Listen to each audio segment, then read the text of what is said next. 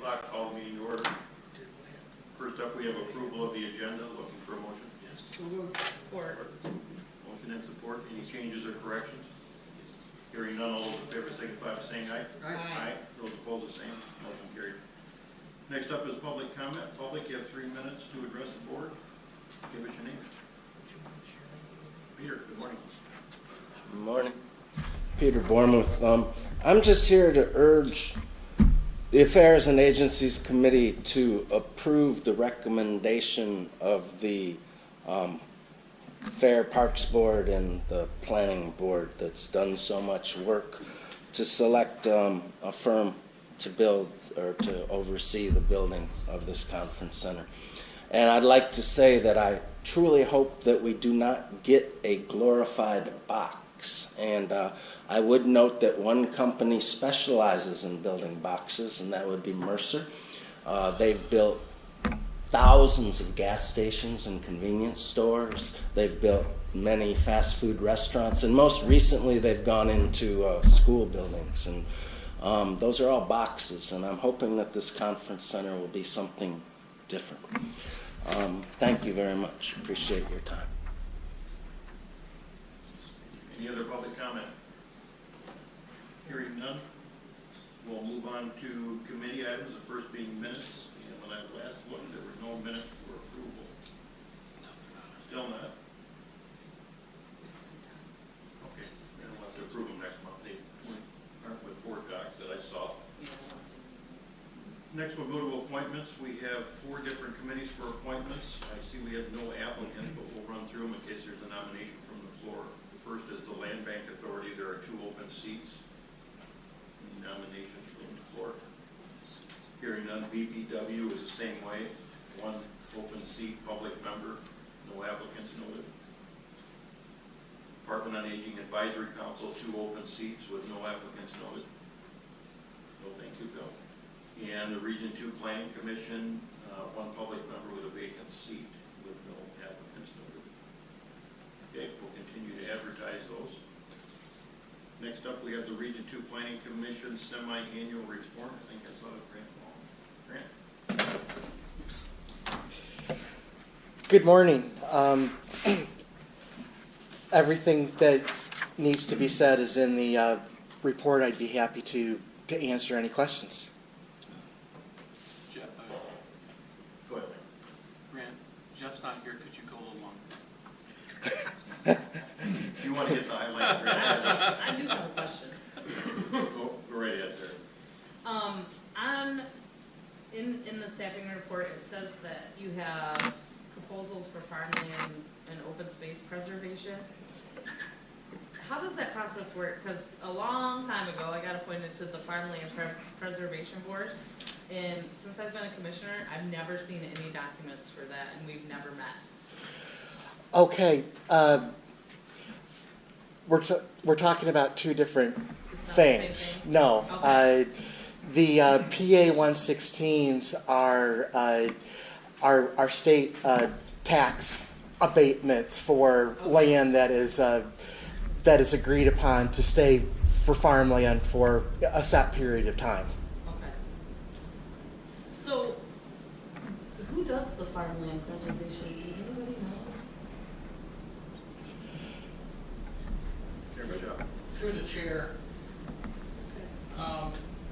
the farmland preservation was established back in the first 2 years of the Granholm administration and put together a pretty strong program, and Dave Letchman represented us on it. And at the end of the cycle, about 6 years into it, funding started drying up because communities, counties that were involved in our farmland preservation area stopped allocating funds. And so they felt that it was going to meet on a as-needed basis, and eventually that dried up also, Sarah. Okay. Okay. Is there anything else from you or no? No. If I could, if I do one more. Go ahead, Steve. The extension service also was in a bad way then. And Michigan State Extension, and they went through that complete reorganization, and now they're back stronger than ever, and I believe that's the other reason why you're not seeing it.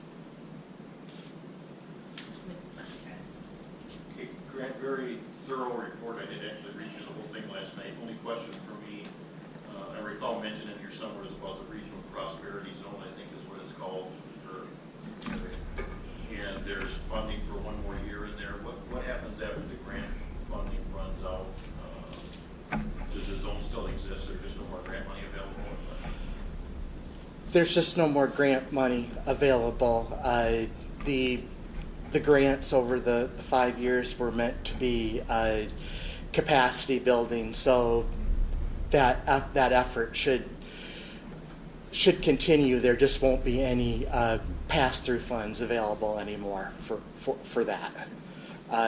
It's a 6-county regional prosperity initiative is or RPI is what it's known as, and that's our 3-county region plus Washtenaw, Livingston, and Monroe counties. The biggest thing that has been there has been through Ann Arbor Spark, the greater Ann Arbor region, as it's been marketed as, and so that those efforts should continue after the grant is done. Okay. Thank you, Grant. If there's no other questions, a motion to receive is in order. So we'll, or, Motion and support, Steve. Okay. All those in favor signify by saying aye. Aye. Those opposed, the same. Motion carried. Steve. I'd like to make the board and the community aware of the fact that Region 2 Planning is in the process of programming its 25 years out strategic plan. And we all wonder where two-way streets, the business loop came from, and all of these type of different suggestions and things like that. They were actually programmed 25 years ago. So be aware that your comments on these documents, as you see emails during public comment, is important. Be aware of that, and we're in the process going to be just, it looks like a strong maintenance, not a lot of new road work, so that will be modifying what's already laid down, just to let everyone know. That's where these plans come from. You wondered, well, this is where. And we do it every 5 years? I believe it's every 5 years. Okay. Thank you. Thank you. That will be all set. If there's no objection, we'll bump down to item F, the JC maintenance contract. Jeff Hobart is trying to be fashionably late, I think. Yeah, he texted me, he's caught in traffic. He's in town, he said, I'm like, okay. Bob, it's all on you. Good, Mark. Apparently, a lot of people are fashionably late today. Good morning. Good morning, Bob. JC maintenance contract amendment. This is basically just amending the contract for a couple little blurps in it. The overall contract was approved prior to this. Any questions from the commissioners? If none, a motion's in order. So moved. Support. Motion and support. All those in favor signify by saying aye. Aye. Those opposed, the same. Motion carried. That'll be sent on the board. JC Federal Aid Exchange, Macomb County. We talked about this, I think, last month, did we not? Yes. And this is just to continue it on again for next year for the same purpose, correct? Yes, it is. Okay. And we'd be looking for a motion on that, commissioners. So moved. Support. Motion and support. Questions, comments? Hearing none, all those in favor signify by saying aye. Aye. Those opposed, the same. Motion carried. JC the overbanding contract extension. This is the same contract that we've had, just asking for the 1-year extension. We're pleased with the service and quality of the contractor. Not up till actually May, correct, Bob, I think? Yes, but that we won't do any of that until after that anyway. So. Okay, again, any questions? John? Just out of curiosity, what is our relationship with Calhoun County? I heard on the radio that they were actually working more closely with Branch County as I was coming back from the campus. As far as Well, it looked like purchasing, or well, yeah, it looked like this was a combined. we still work with the combined bid purchasing committee. Okay. For all the major things, all the major contracts. Okay. All right. That was my only question. I didn't know if they were working more towards Branch County and away from Jackson, or if it was still They may be, but we are, as far as I know, our relationship with them on the purchasing stuff's still good. Okay. All right. Thank you. Sure. Okay. Did you do a motion on the overbanding? No. Okay. I would move to authorize 1-year extension of overbanding the Wolverine. Support. Motion and support. Additional questions or comments? Hearing none, all those in favor signify by saying aye. Aye. Those opposed, the same. Motion carried.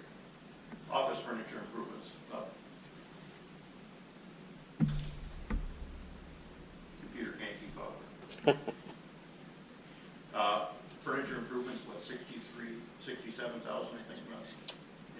67.6.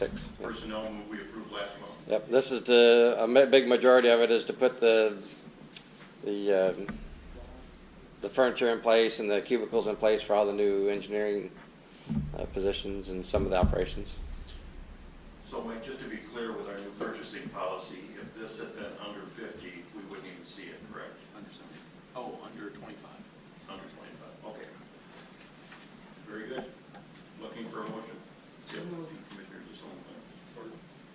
Motion and support. Questions, comments? Hearing none. All those in favor signify by saying aye. Aye. Those opposed, the same. Motion carried. Question for Bob. Go ahead. Last summer, the road commission on East Avenue in Napoleon come through and matched and did some crack filling and made the street like a railroad track. This is the main road out of Napoleon going north, or it's on Point Road. With the spray patchers? There's get patches everywhere. Okay. Yeah, I think that's one of the roads we're looking to address this year.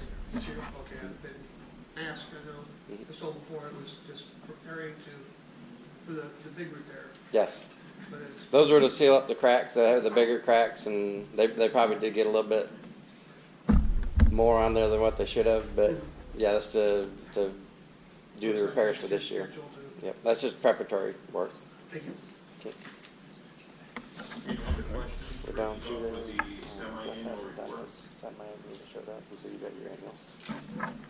Don't be fighting over who gets a report. All good on the rest? Yep. Thanks. Do you want Jeff to go first? No, let's finish up with this if we could. I'm sure Jeff's okay. I'm fine. All right. It's all loaded up on there. Jeff and I both had the same commute this morning, and we definitely feel the difference when we get to the Jackson County line, that's for sure. In a good way, right? In a very good way. And To be clear. several weeks ago, I was in Detroit dropping off my wife's brother at the airport, and had to come this way in a snowstorm, and saw the same effect as we crossed from Washington out of Jackson.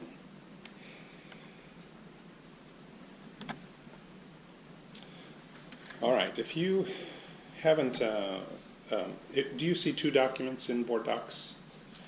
I do believe so, yeah. I asked Elaine to upload a new map for us. It's this document here.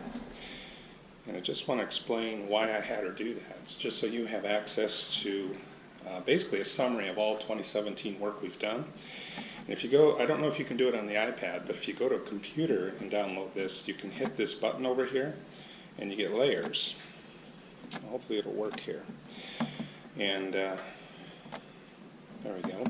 You can turn on individual things. You see all these names for various, if you want to know where we did wedging, you can basically turn off all the other work and kind of sort through the various things you see in the legend. Does that make sense? In our presentation, we have various versions of this intermixed, and there's one mistake we discovered in the presentation on the paper patching, which I'll get to. But I just wanted you to know why that's there, and we can refer to that if needed for questions. It's available on the website for the public to do. Yes, it will be. We have worked very hard to give you visuals rather than a bunch of text, and you'll see a lot more maps from us in the future. The team's doing a great job getting up to speed, making these easier to produce, tracking the data through the year. All right. How much time do I have, Mike?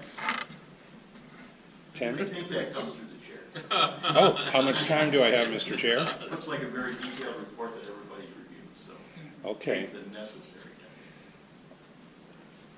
What's that? What's that signal, Mike? I gave I said, this is the high sign. You guys know this, that's a high overview. High level overview. Very good. Okay. This isn't the number one. It's not the number one. Okay. All right. Well, I'll go fast and furious, and I'll let you ask questions. We found something interesting. Our staff unearthed this 1949 county map. And one interesting thing you'll notice is that there are no four-lane highways, of course. There's no I-94. But on the back of the map were some interesting statistics. If you want the large version of this as a PDF, we'll be happy to email it to you. It's quite a large document, so maybe we'll put this on our website.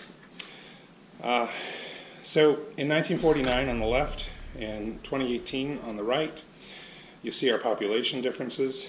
But what's interesting is in the total road mileage, we found not only, of course, did our state trunk line work increase dramatically with the addition of 4 lanes, we use what we call lane miles. You see 561 lane miles. That was not an issue back in 1949. But we had 1,354 miles of county roads, and now we have 1,583. But look at the difference, 27.8% paved versus today 84% paved, which is one of the highest in the state of Michigan, just so you know. It's not usual to have that many paved roads. 253 miles of gravel are still certified in the county, but back then we had a whopping 70-some%. Also interesting is county parks back then were operated by the Road Commission, all 15 of them. And now, of course, we know they're under Jeff's guidance here at the county. All right, an overview. We're going to hit the engineering division fast and furious. I think one of the most important things here, a lot of words followed by a lot of slides with pictures of the various projects we've completed this year. It's been a banner year. And really all it is a preview to 2018. We have even more work on the books this year. So I'm still working with our team. We're going to put together a table summarizing the miles of work and the various kinds of work that's been done, so we'll get that to you. This is that map that I showed you as a separate PDF where you can turn on and off the layers of all the different things we've done. It's important to note that we've spread the color throughout the county. We try very hard to look at road priorities. If you ever have questions on why we selected a certain road, please let us know. And as part of the presentation, we're trying to show you what we're doing next year in case you have questions on that as well.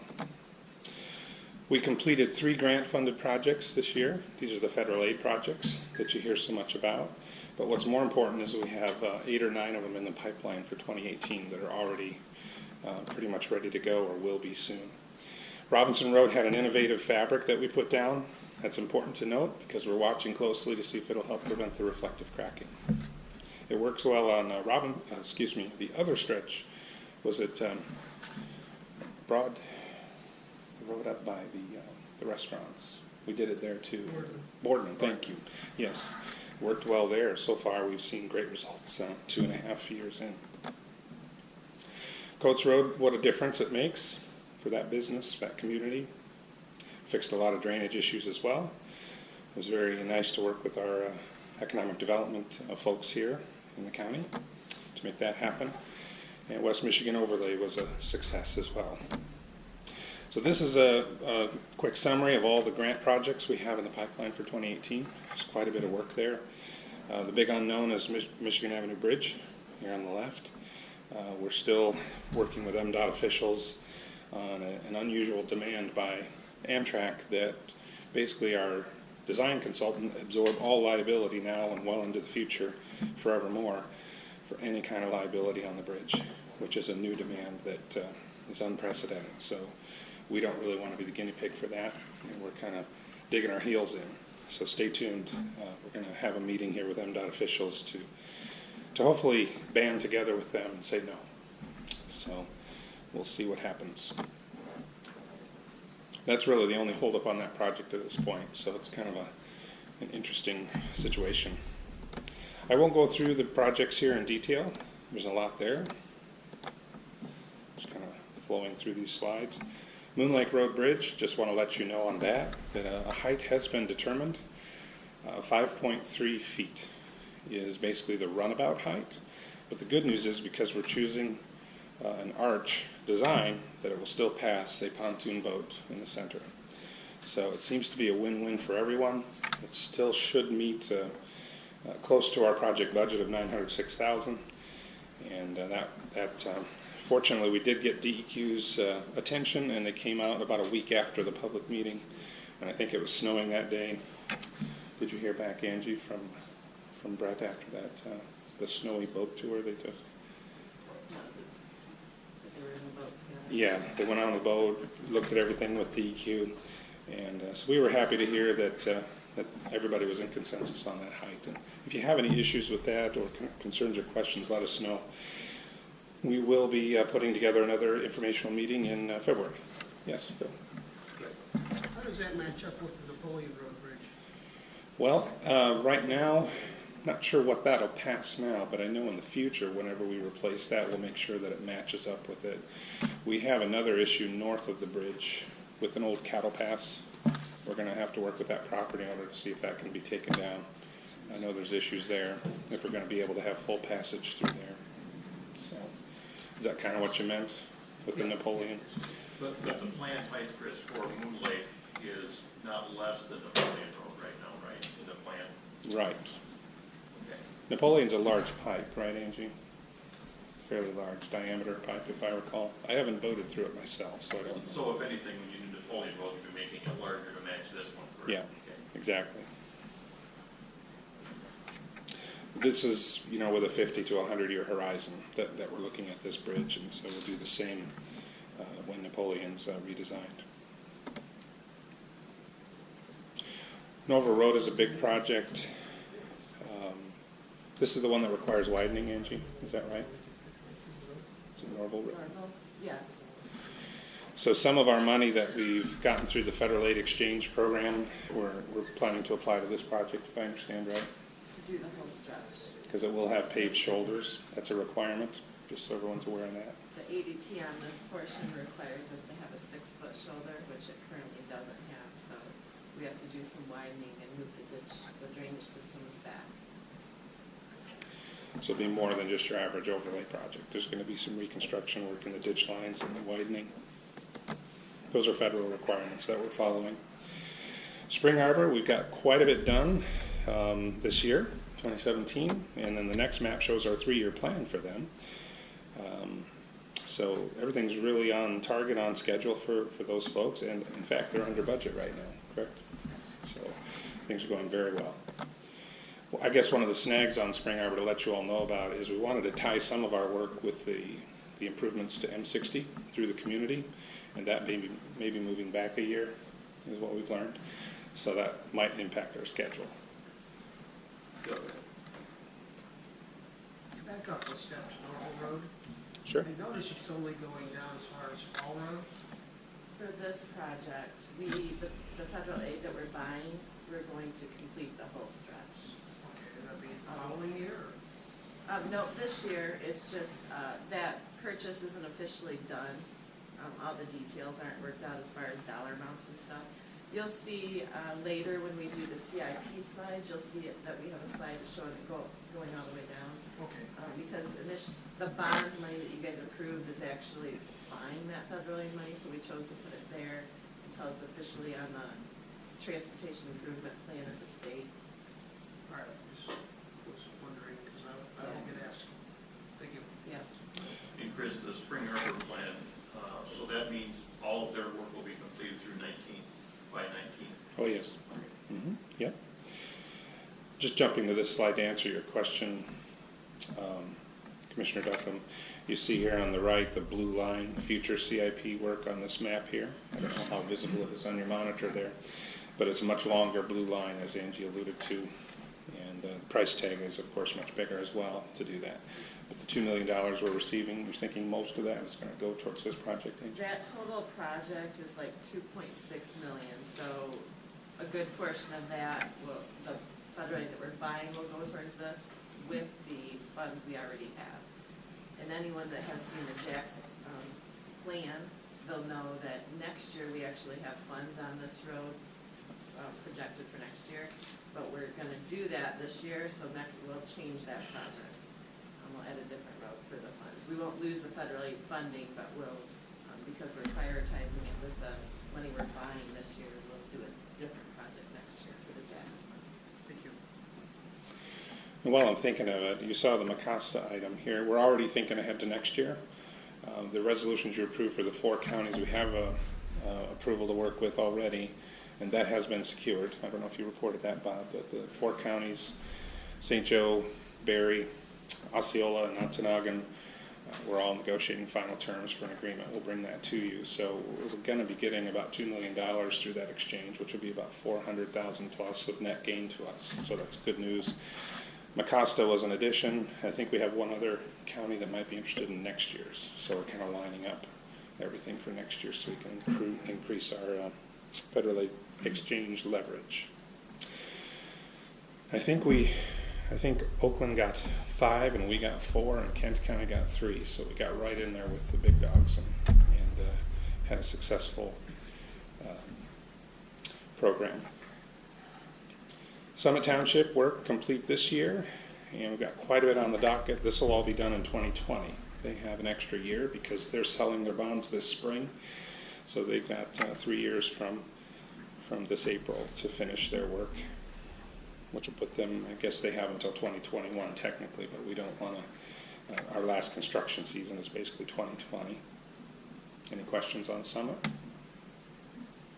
Okay. This is the $30 million bond. You know that a large chunk of that has gone to fund the matches on the Spring Arbor and Summit programs, but this is the work we've completed this year in red, and the 2 blue projects are shown in blue. These are pretty extensive projects. These roads really needed attention, and so I just want to know if you have any questions on this so far.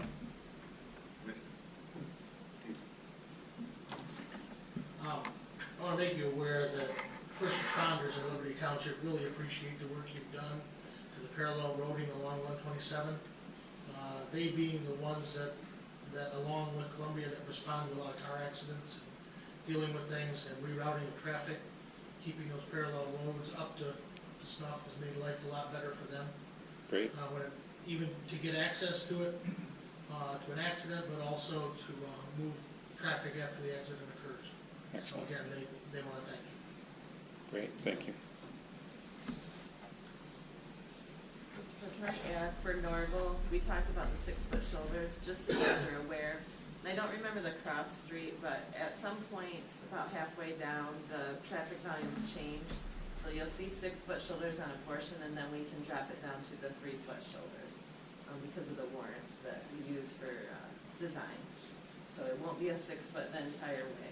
There will be some 3-foot shoulders on it. Our team's working on details for that. We'll make sure to get that information to you through our updates so that you see what that project will look like. Erie Road's been a big success. We did an innovative center line. We experimented with some, what do they call it, J-band, I think, AG. There was a little bit of a hiccup with it, but what it does is puts a sealing layer down before you put the final lift of asphalt on that center line, where you get a lot of pop-outs over the future, in the future, where the 2 asphalt from the 2 lanes overlap along the center line. So we'll be watching that closely to see how that holds up. Crawford and Springport roads. You know about the award we received for Seymour and Trist. We're real proud of that.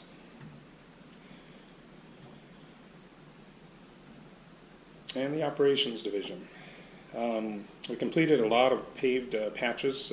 I call this primary road preservation, trying to save the savable roads is how I characterize it.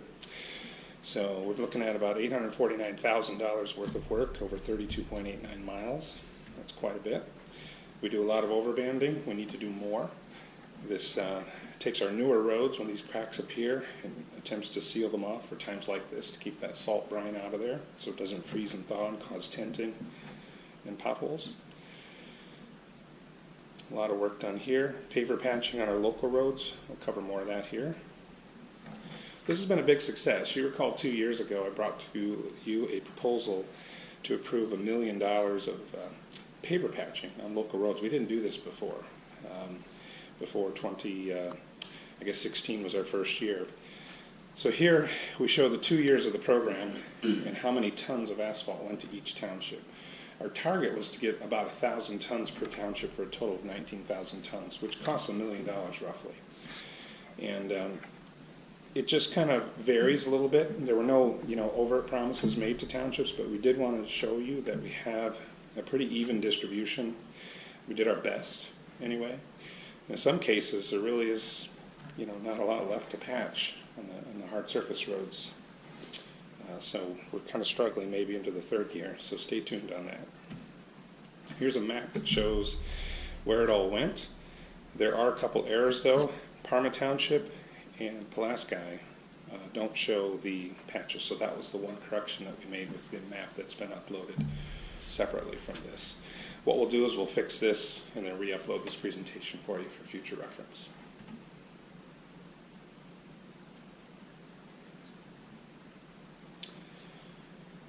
Gravel road maintenance, the 240 miles shown there, we believe is 253.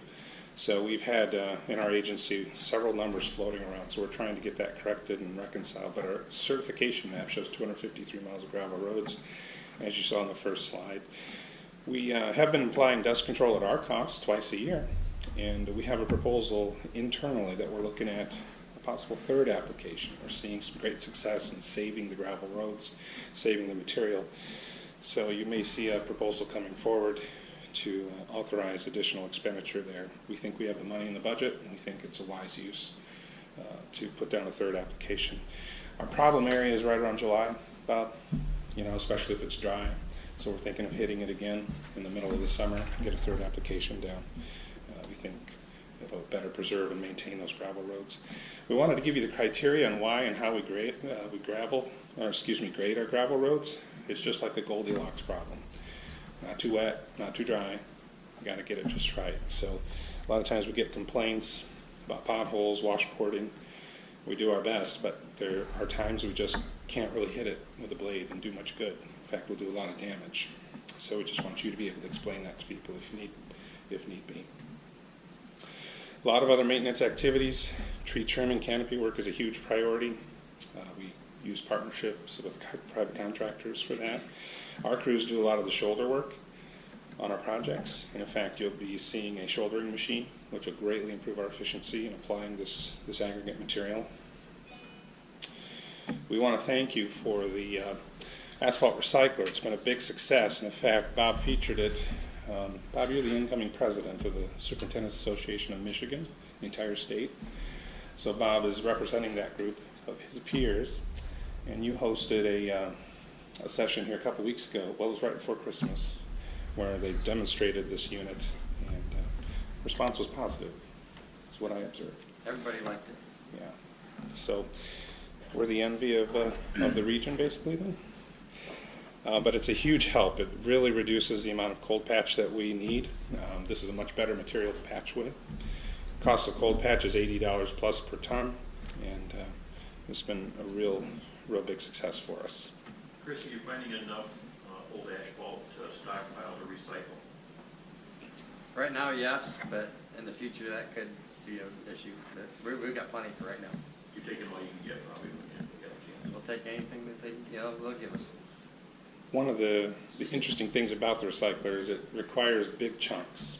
So a lot of times when we mill, it grinds it up finely, but this thing likes to gobble up the big chunks, and so that's probably what our shortage would be, if anything. We actually traded Michigan Paving last year, like a couple gravel trains of finer millings for a couple gravel trains of the bigger chunks that they had, because they want it fine. We need it big, so we kind of did a little swap, and it actually worked out pretty good. Yeah, Michigan Paving's been very good to work with. Very, very collaborative. Our relationship is strong. In fact, we have a lunch to talk about partnership opportunities this year with them. I think it's on Thursday this week. State trunk line work, we're busy always. You never know what's going to hit us. We get a lot of surprises, a lot of emergencies, a lot of tragedies, unfortunately. So our team, some of our team members see some very, very gruesome and tragic situations. In fact, I worry about them and what they're exposed to with some of the accidents. One of the things I want to brag about is a great idea that came forward from the employees to put together this sign trailer. This is a used trailer, not new.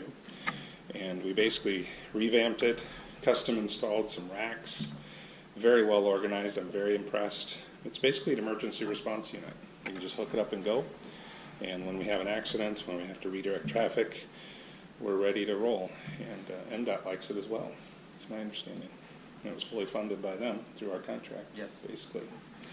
So, big success. Great example of employee ideas making a huge difference. I want to thank you for your help in supporting our investment in various fleet pieces. The full-width roller is an innovation, and we are basically the second county in the state to use that, I believe. Kalamazoo kind of pioneered it, and we, through Bob's relationships, we quickly piggybacked and ordered one on the heels of their order, and so we're looking at a second one, correct? Yes. That's helped us to save that 10,000 per mile per year on the chip seal in combination with the full width spreader. So instead of having 2 rollers out, we can basically have this one, and that's why we need a second one, actually, is to help improve efficiencies there even further. Salt usage. I'm a little worried. I'm sweating today because December's been a heavy month, no secret there, right? And we're already at about a 50% consumption compared to last year. You can see the numbers here between 19,000 tons, roughly 20,000 tons. We're already a little over 10,000 as of the publication of this report. So stay tuned. It takes what it takes, but that tends to hit our budget. I do have a little bit of contingency built into our budget. I always put some in because you never know what Mother Nature is going to throw at us, and we want to be ready. But it's just want you to be aware it's heavier usage than normal, and we have to keep the roads safe, though. Several years ago, we ended up with a shortage at the end of the year. It was hard to get. Do you have an alternative source to get it from, or do we have capacity to the supplier to add more to what we may need? We're comfortable with our supplier now. They've been able to keep up with deliveries that we need. I don't know if we see any problems in the future. I haven't heard of any. Not right now. They're hauling it in as fast as they can. They're keeping up, but Yeah, we're okay now. We always watch that closely, though. It's a great question. I think it was a supplier problem. yes. Yeah, there was a huge shortage throughout the region, actually. But now I believe all the shipments from I believe their afar. stockpiles are good. It'll just be a trucking thing if anything comes up. And we Yeah. do have 2 gravel trains and 2 flow boys if we need to. And our pricing is fantastic as compared to the MyDeal prices, so this is a great success story with our joint purchasing with Calhoun. Both counties have benefited greatly with our per ton pricing on salt, so we're far better off than many counties. Moving forward, we're working on hiring new team members, as you know, on the Phase 2 staffing plan, and we want to continue with our 20,000 tons of paver patching on local roads. And the primary roads are going to see another 31,000 tons. Keep in mind the price tag for that is about $2 million. So it's easy to throw around tons here, tons there, but there are real dollars attached to everything we're doing. And our crews are very busy already preparing for Spring Arbor and Summit Township work. One obvious goal is to try to trim those trees before we put down new asphalt. So they're out there trying to do that kind of work, look at culverts, and also take care of signs and other things like driveways and so forth. So real quick, as we conclude regulatory compliance, here's a little more detailed breakdown on something you saw last month, work and right-of-way permits. It shows the breakdown per township, basically who's taking all our time and attention. This is the highest year ever that we've seen, and there's been basically a 250% increase over the last 2 years. This isn't necessarily because there's a lot more work out there. I can actually give kudos to our team because we're watching things a lot more closely, and we're doing a lot better job of inspecting and following up when we have road damage claims and so forth. We're holding feet to the fire and pulling those bonds and or negotiating a solution. So hats off to the team. They're doing real nice work there. Something's amiss. There we go. Fancy animatics at it. Animation. You've seen this before in our semi-annual, but I just want to, I guess, reiterate the emphasis we have on safety and risk management. I'm real proud of what we're doing on the safety front with our team. Stakeholder communications, just some updates to this. We're real proud to be a partner and throughout our community, throughout the county. We put our plows in the parades, and we make sure we participate whenever we're invited. And I think our employees really enjoy this every time they get a chance to partake in these events. The painted plow has been a huge success. We've received a lot of positive feedback from the schools, from the community. We even see people stopping to take selfies at our driveway where we have the plows. So it's been a very nice way to increase awareness, not only just on safety, but just the size of plows and the work that's involved. What I like about it is these plows sit out front all year and remind our public what we do. when it's all sunshiny and just summertime, it's just a subtle reminder, subconscious reminder of, you know, that we're there for everyone, for our community throughout the winter months. And you may have seen this sign. We put, our crews had the idea to put a little Rudolph nose on the sign, and we featured this on Facebook and got a lot of positive feedback, which was nice. I also showed to the top right here one of our informational meetings. We host a lot of those. Moon Lake was the most recent, but for every project now we try to hold informational meetings to seek input, make sure our team understands what we're designing, and make any amendments as needed. A lot of community outreach and support we've seen on Facebook, so I feature some of those posts here. We couldn't be more happy to finally get love letters, because the file was very thick with hate letters, hate mail. And so it's kind of a new file I've had to create, which is a fun one to have. So we're real happy about that. And in conclusion, some of the research and innovation coming here in 2018. The biggest project we're working on right now is whether or not to buy a machine like this. And it's a cold in place recycling machine. It's fairly new, innovative in the sense that it does what used to take multiple steps and a lot of trucking. It's kind of a moving factory where it grinds up roads in 2 different ways. It's a 3-in-1 machine. It'll mill like a conventional mill. It'll pulverize, basically rototill up a road so that you can repave it or re-chip seal it. Or it'll just flat out do the whole process with laying down a hard surface in one shot if you have a tanker of asphalt oil to inject into the front of the machine. So the price tag is pretty hefty, $2 to $3 million we expect, but we're taking this very seriously because it could cut the cost of road construction by about 40 to 50% of what it is today. So it could be a huge win, especially for our more rural townships who need reconstruction of their roads as well. Just to recap on our funding, here's where we're at with the red arrow. Just so you know, I'll let you know of any changes in that. It's a very important performance indicator for us. And a special note of thanks from me personally to all of you on behalf of all of our team. We really wish to thank you for your support. I know we've brought some pretty hefty things to you, and I couldn't be more complimentary. I brag about you all the time when I'm talking with colleagues. They wonder how we can do it. It's not me, it's not us, it's really your support and help that makes the big difference. So I really want to say thank you. And with that, I guess I'm glad to not be between you and the door. It's Jeff's turn for that today. Any questions? Any questions, Commissioners? Bill? Christopher, we bought a lot of equipment over the last several years, and we needed it. Do you anticipate, is this equipment going to have life left after the next few years? I mean, it's going to be really used vigorously. Is this going to be worn out or used up, or is there a way to keep it maintained? And, I mean, I don't know, road equipment, sometimes you just quite wear them out. You got time for coffee afterwards? No, I think that there's basically a few elements to that. One is we're not buying junk right now. Sometimes you see it. We've spec'd it very carefully. We spec the equipment with heavy-duty components. We vet it out carefully, look at all the competition. We talk to people who use the equipment, not just believe the sales folks, but actually talk to users.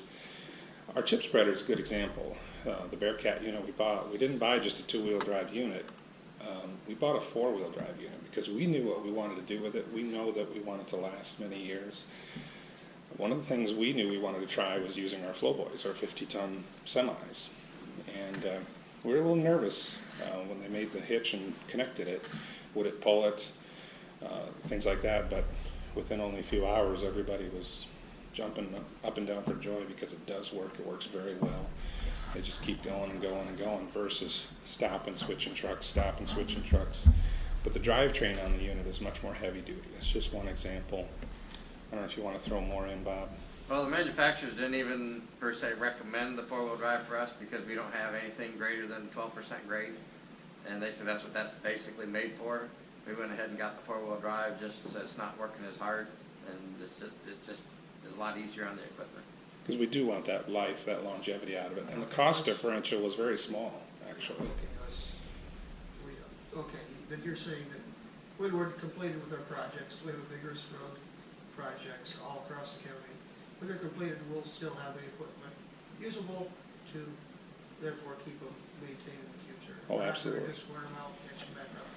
We're looking at a 10-plus year time frame, beyond a decade, in other words, to keep rolling. Now, this stuff that we're buying today, yeah, within about 10 to 15 years, we need to start looking heavily at replacement. And we're also watching for lemons, problem pieces that cost more than they should, and we'll be, trading earlier on those. No reports of any problems yet, but I just want you to know we're looking for that. And you saw in our Phase 2 staffing that we beefed up the mechanics crew, and that's so that we can definitely stay on top of any, maintenance needs proactively, so that we don't get behind the ball. That's kind of where I was headed. Yeah. Thank you. Yeah, very, very important to us. Chris, one minor question on the agenda listed as a semi-annual report with the document says annual. It is the annual, correct? It is indeed the annual, yes. I asked Elaine to make that change for the record, so to speak, so I think she'll be doing that for us. So motion to receive is in order. So moved. Support. Motion and support. Questions or comments? All those in favor signify by saying aye. Aye. Those opposed, the same. Motion carried. Thank you. Thank you very much. Yeah, you're finally up.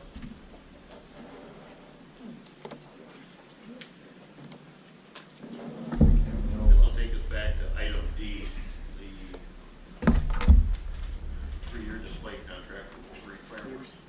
Yeah, sorry. Let me eject. We'll get it on here.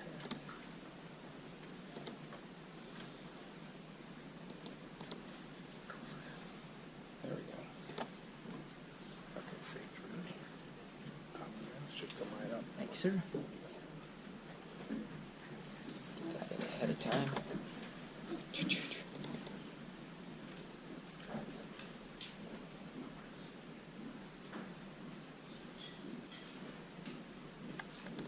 Oh, sorry, that's getting ready for the second item. Good morning. Good morning. I want to echo, first of all, that there was a dramatic, and it wasn't the weather conditions, the amount of precipitation coming down in Jackson was every bit as much as what's coming down in Calhoun County. But, I mean, I'm telling you, when you hit the county line, there was a dramatic, so I don't know what Chris and his staff are doing to 94 in Jackson County that Calhoun County or the state who plows in Calhoun County now isn't doing, but we're doing it better. They might want to learn from us because it was dramatically different. The pavement was actually clean here in Jackson, and it was very icy, and folks are going about 35 miles an hour, so y'all should be proud of that. So, the first item is the Wolverine contract for fireworks, the annual fireworks shows. We do 3 shows a season, and historically we have not handled this contract. Good, bad, or indifferent, when I arrived, this contract was held by a third party who also pays the bill. And as most of you know, some liability issues came up this year that caused me to actually get into it and discover some of those things and realize that in reality for both that third party as well as the county, we really should be holding these contracts and bringing them to you to approve so that the county is properly protected. We sent off the contract that had been historically used to MMRMA, our insurer, to review, and they made a number of comments and asked for changes that we talked to the vendor, and the vendor agreed to, so all of those changes have been made in terms of the language to protect us liability-wise. If you have any questions, Kyle Lewis, who is our park facilities and events manager, is here, and he can answer any questions. But it is a 3-year deal that locks in the price and allows us to do the fireworks on Memorial Weekend, 4th of July, and Labor Day weekend. And Jeff, separate from that, the same donor is still continuing to Yes. fund? Yes, she's continuing to make a long-term commitment to funding both the entertainment and the the fireworks shows as her family has done for more than 3 decades. So that has not flowed through the county before, but it will now. It will now. It will now. Yeah, she will. She'll donate the dollars to us. They'll go into our park trust, and then we'll pay the bills out of that. Commissioners, any questions? If not, motion's in order. This will be sending it to the full board. Motion and support. All those in favor signify by saying aye. Aye. Aye. Those opposed, the same. Motion carried. Yeah, now the small one. So, Jeff, if I can interrupt just for yeah. a second. Jeff has sent another document on Friday morning that was missed, and the last 20 minutes or so delayed updated board docs. If you jump out and go to a different meeting like Personnel and Finance and then come back to this meeting, it'll show up as the last document in line then. It's about the references that we asked you to get. That would be part of that. And I think she may have emailed it as well. Go ahead, Jeff. Yeah. So, I don't want to, you all don't want, it seems like between Chris and I, we take up a lot of air up here sometimes, so we apologize. Unless you want me to, I won't go through. Yeah. Sorry. That's why he gave you that compliment at the start. A lot going on. That's what both of us would say to you. Just a lot going on, and it has a lot to do with the support and enthusiasm that you all have for the county.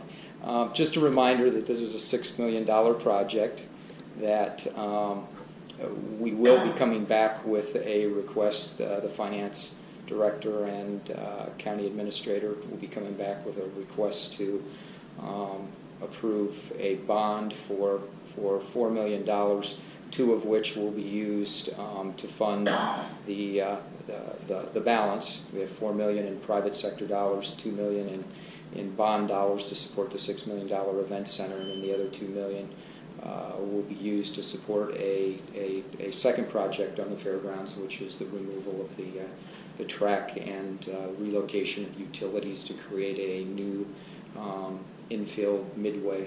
So that's how the funding is working.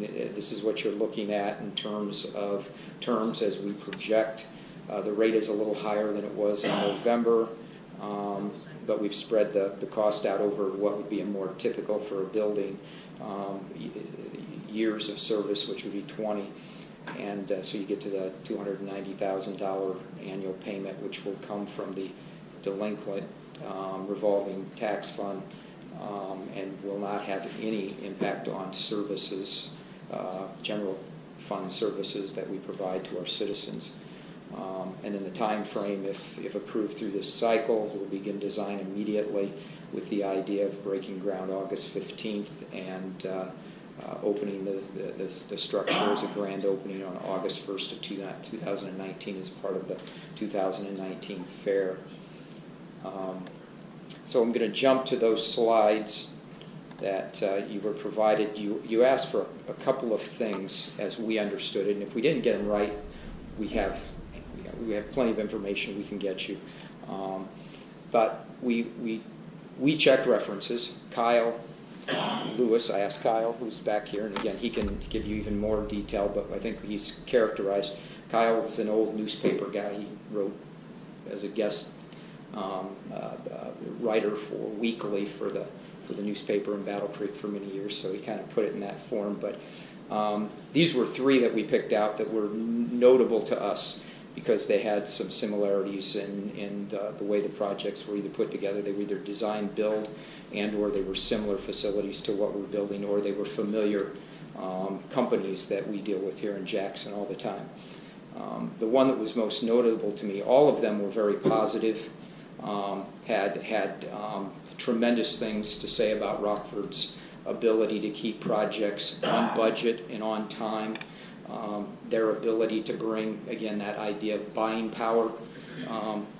Given their size, they've pre-negotiated a lot of material costs with companies around the Michigan area and have been able to pass that on to their subcontractors so they can save 15% on drywall or save 15% on the cost of the block for the building, or the steel. Steel tends to be the most volatile in the market. It's a lot like gasoline prices for whatever reason, but steel bounces all over the place in the construction industry, and sometimes tough to pin down, but a bigger company can negotiate long-term set pricing. So we had a lot of feedback from these references about those types of things.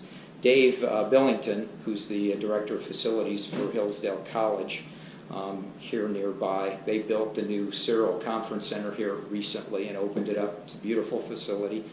And the thing that he noted, besides the professionalism, the quality, and the ability to bring these folks in on time, is we asked him, because they're nearby, where did you get your subcontractors? Who built this for you? And his answer was very direct. He said, we're in the middle of nowhere. He said, Jackson's our closest market, and Rockford tapped Jackson, and most of the subcontractors who built the Cyril Center came from Jackson County, working for Rockford. And I'll show you the next slide, but those that they didn't, given where they're at, obviously came from two other markets, the Kalamazoo-Battle Creek market and the Lansing market. And that doesn't surprise me, but the majority of them came from this market, and that's a good sign for us. The question that we believed you asked, and Mike sent me a text here, and so if I didn't get it right, we'll get it right, but I heard you all ask me to find out on recent projects they've done what percentage of the subcontractors were actually local subcontractors. So we asked them to put that information together for us, and as you can see in the Hillsdale College piece specifically, there were 70%, and given its rural location, their version of local, they view, which I found interesting, maybe you all already knew that, but they view Hillsdale views Jackson as their local market, not Lansing or not Battle Creek, which is interesting. And both Hillsdale and Rockford defined that, and 70% of the subs on the project came from the Jackson market. But as you can see, their numbers are very high in terms of their ability to attract and commit. The other thing that Hillsdale said to us, as did the other two contractors, is what I told you last week, which is we have control. Hillsdale said we gave them a list of subcontractors we were interested in them taking a look at and using, and they used a high percentage of those. So we have the ability up front to give them direction on who and how we want this work to be done by. Obviously, we have to be very careful as a public organization, but again, I felt very good in checking those references and having that feedback given to us. The other things that I will point out again are we're dealing with a number in terms of what they can deliver their services for. That savings in addition to the piece I can't quantify at the moment, which is that material savings. That's our money, and I'm trying to put this together for you all, but I know what we need, and $6 million is a tight budget, as I said before, and I need every dime I can of savings in order to be able to afford the furniture, fixture, and equipment that we'll need to operate the building once we have it. And then the other item is the experience issue. That's the last piece I'll leave you with. However this turns out, building this and having the experience of someone who has built this particular type of product before. The building is our product. This isn't, like I said, this isn't a typical, you build a building and then you deliver retail in it. It might get sold and be light manufacturing. This is a different, this building is our product. Think of us, I was trying to think after I talked to you last time how I could best characterize it, but think of us as a realtor. The problem is we're selling the same building over and over and over again, the same product as the realtor, and we've got to sell it to the empty nester, and we've got to figure out 2 days later how to sell it to the family of 12. So the building's got to be very unique, and it's got to be very flexible, and it's going to take some experience and some knowledge of the conference and meeting business, the event center business, to make sure that we get the proper design with the limited resources we have so that we're flexible and we can maximize our future revenues. We can maximize the number of types of different customers that we can, as the realtor, sell the building to over and over again.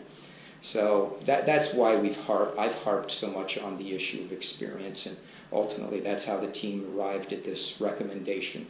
I'll leave it at that and let you all ask me any additional questions, get you any additional information as we move forward.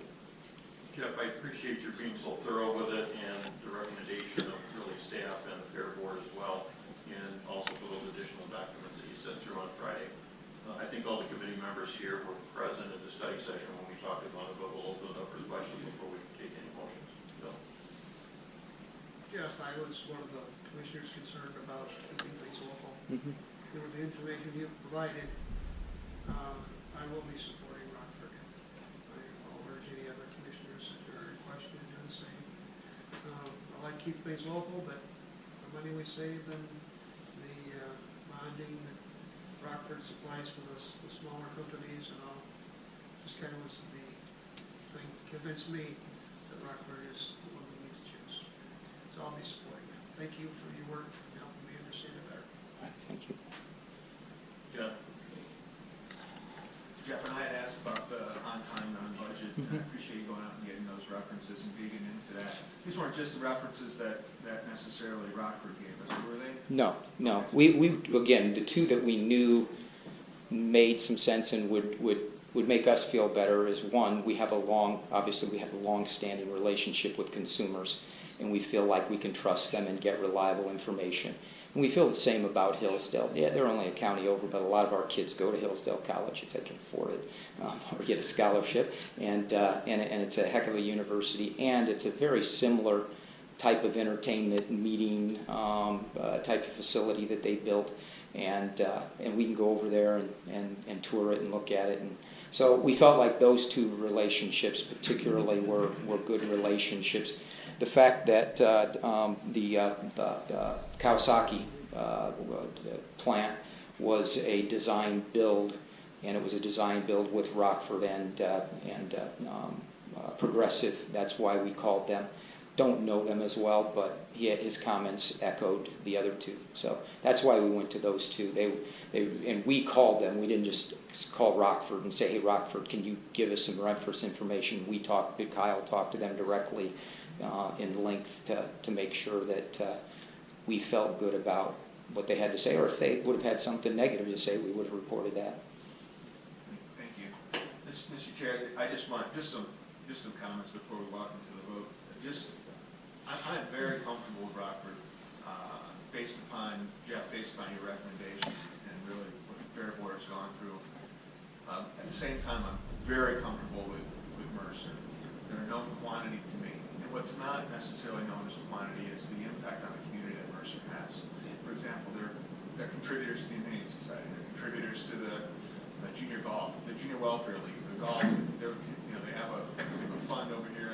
So those dollars bounce around this community beyond just hiring local. 55 employees just at their headquarters. So when I think about site oversight, I'm also thinking beyond just that. And I firmly believe that we could put anything in front of Mercer, and with their artisans and our team, we could build anything. I have no doubt about that. But they don't necessarily have the experiences you're pointing out. And so there's that curve. So I'm comfortable either way on this. I'm leaning towards Mercer because they're a known quantity to me, but I'll certainly support whatever decision ultimately the board makes. Thank you. Okay, well, my comments are that I appreciate the one comment from you, Jeff, about what the building's going to be used for. And I hadn't thought about a way to describe that, but really it's purpose-built. And although you may think of a service station or an industry as being purpose-built, but this is long-term purpose for us in using public dollars. And I think that I'm most supportive of Rockford as well for a lot of reasons. One, they can leverage prices better. Two, they're able to bond the subs. Three, their experience with this type of a project, the assurance with use of locals, and really for me also, there's a strong recommendation from the Fair Board and staff. I have to agree with John. Mercer does great work, and they're a part of our community. And when I had a conversation with a commissioner about local versus not, you really have to define what local is. Yeah. And with this, we're getting an assurance that we can control at least the subs part of it. If it ends ends up being Rockford and not Mercer, then the local company is not the construction manager for it. But I'm just leaning strongly towards Rockford personally, although I agree that Mercer does great work, and I'm sure they'll be doing future work in our county and for our county. So if there's no additional comments, I'd be looking for a recommendation on a motion to send to the full board on which construction manager. I'd like to recommend that we concur with Park's recommendation to proceed forward with Rockford. Support. Okay, there's a motion and support, and I'd ask the clerk to call the roll on this one.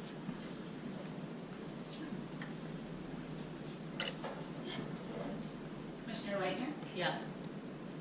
Commissioner Wallace? No. Commissioner Duckham? Yes. Commissioner Tompkins? Yes. Commissioner Williams? No. Chairman Elway? I'm going to vote yes, and I'll also point out that the current members of this committee are Commissioners Waltz, Williams, Sarah, Bill, and I. Right.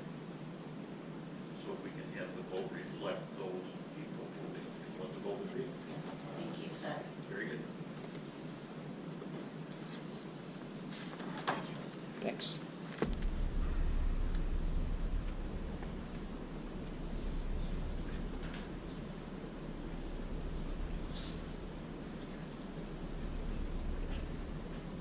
And hard to see from here, but it looks like a 3-2 vote to recommend to the full board Rockford for the project. And we'll be forwarding that on for our Tuesday meeting. Jeff, thank you for your hard work on it and the follow-up as well. Okay, moving on to other business. We have claims for December 1st through 31st. Move to pay the claims. Motion and support. All those in favor signify by saying aye. Aye. Aye. Those opposed, the same. Motion carried.